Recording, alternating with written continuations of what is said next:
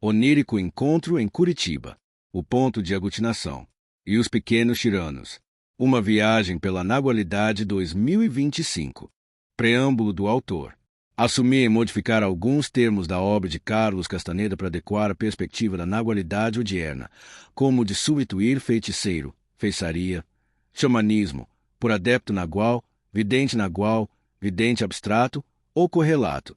Isso é baseado no próprio alerta de Dom Juan Matus em O Lado Ativo do Infinito, ensinamentos para enfrentar a viagem definitiva, no tocante ao fim de era da geração que ele representava ao encontrar Carlitos e seu mundo acadêmico e urbano de Los Angeles. Ser um feiticeiro não significa praticar bruxaria, ou trabalhar para afetar pessoas, ou ser possuído por demônios. Ser um feiticeiro significa alcançar um nível de consciência que dá acesso a estados inconcebíveis. O termo feitiçaria é inadequado para expressar o que os próprios feiticeiros de minha linhagem fazem, bem como o termo xamanismo. As ações dos feiticeiros existem somente no reino do abstrato, do impessoal. Os feiticeiros lutam para alcançar uma meta que nada tem a ver com a busca do homem comum. As aspirações dos feiticeiros da minha linhagem são alcançar o infinito e ser conscientes dele. Continua Castaneda.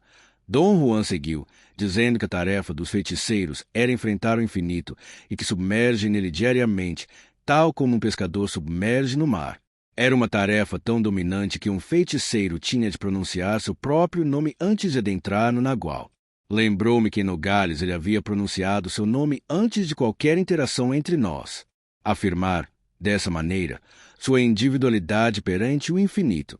Continuando, o autor tomou a liberdade de trocar a denominação guerreiros por combatentes para evitar a ideia de guerra na concepção, reservando guerreira às adeptas, já que não existe o termo combatenta no dicionário, ficando o termo batalhadora, as mulheres nos seus desafios dentro da normose, termo da escola holística de Pierre Weil de uma normalidade disfuncional.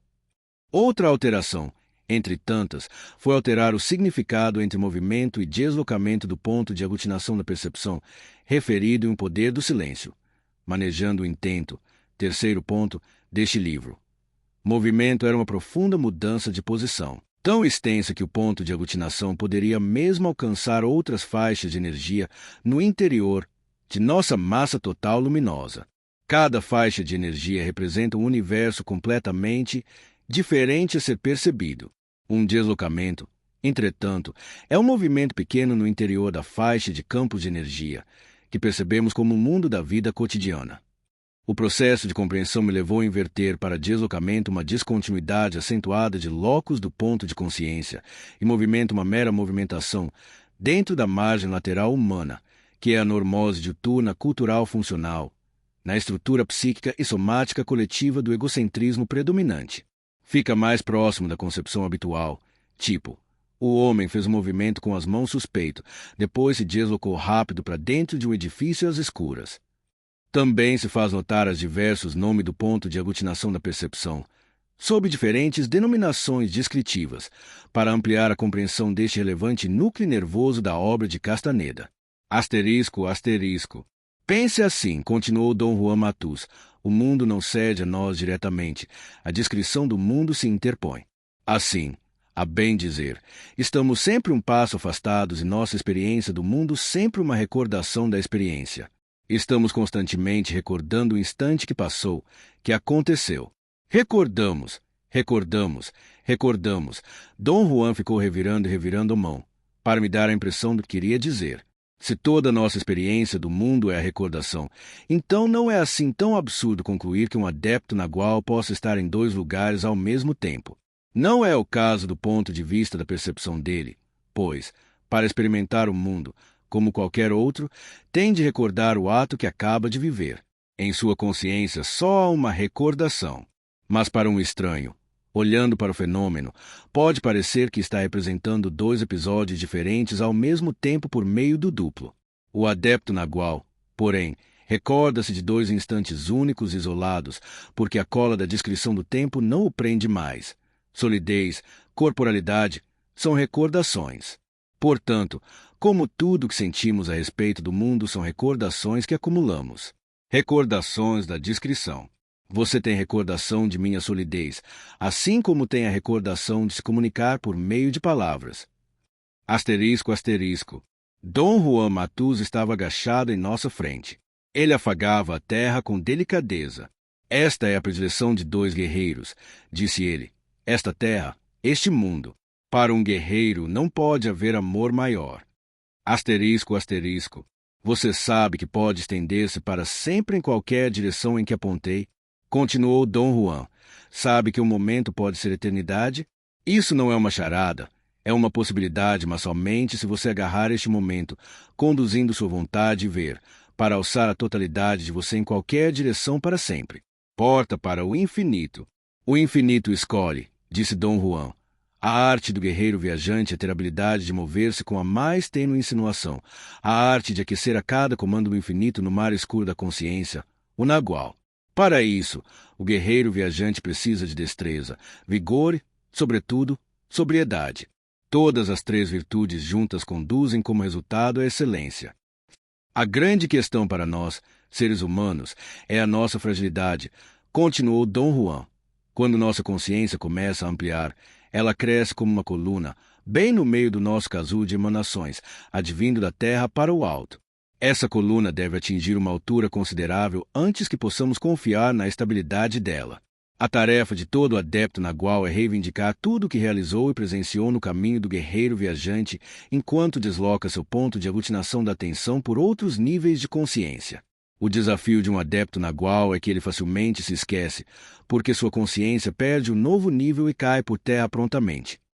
Asterisco, asterisco. A opção oculta à morte é exclusiva dos adeptos naguais integrados. Para os seres humanos normais, a morte significa o fim de sua consciência pessoal, o fim de seu organismo. O impacto da morte significa o ato de ser sugado para o mar escuro da consciência. As suas consciências individuais, carregadas de suas experiências de vida, quebram as suas fronteiras, e a consciência enquanto energia se perde no infinito do mar escuro da consciência. Para um vidente nagual, a morte é um fator unificador. Em vez de desintegrar o organismo, a morte o unifica. Mas como a morte pode unificar alguma coisa, Dom Juan? Protestei. A morte para um adepto nagual, disse ele, termina com o reino dos temperamentos individuais do organismo. Os videntes acreditam que é o domínio de diferentes partes do corpo que reagem a temperamentos e às ações do corpo total. Assim, partes que se tornam disfuncionais arrastam o restante do organismo para o caos, como, por exemplo, quando você fica doente por comer tanta porcaria. Neste caso, o estado de seu estômago afeta todo o resto. A morte erradica o domínio dessas partes individuais. Ela unifica sua consciência numa única unidade. Na morte há um ato de unificação que emprega cada parte da energia. Seus corpos, na sua totalidade, se transformam em energia, e a energia que possui consciência não é fragmentada.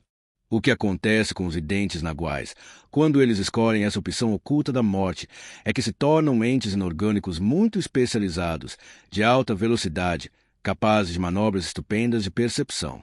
Os videntes entram então no que os xamãs do Antigo México chamavam de viagem definitiva. O infinito se torna o seu reino de ação. O lado ativo do infinito. A morte entra pela barriga, continuou Dom Juan, bem pela brecha da vontade. Aquela zona é a parte mais importante e sensível do homem. É a zona da vontade, também a área pela qual nós todos morremos. Sei disso porque meu aliado me guiou àquele estágio. Um feiticeiro sintoniza sua vontade, deixando que sua morte o alcance, e quando ele está achatado e começa a se expandir, sua vontade impecável toma conta e reúne a neblina numa pessoa outra vez. Dom Juan fez um gesto estranho.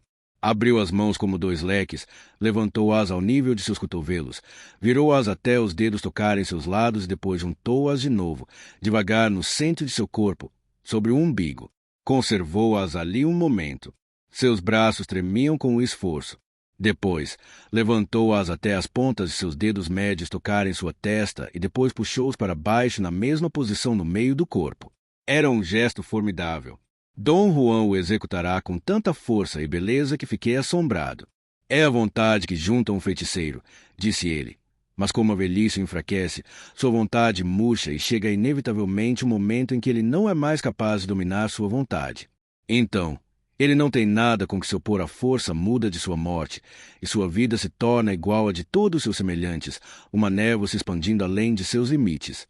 Uma estranha realidade. Asterisco, asterisco.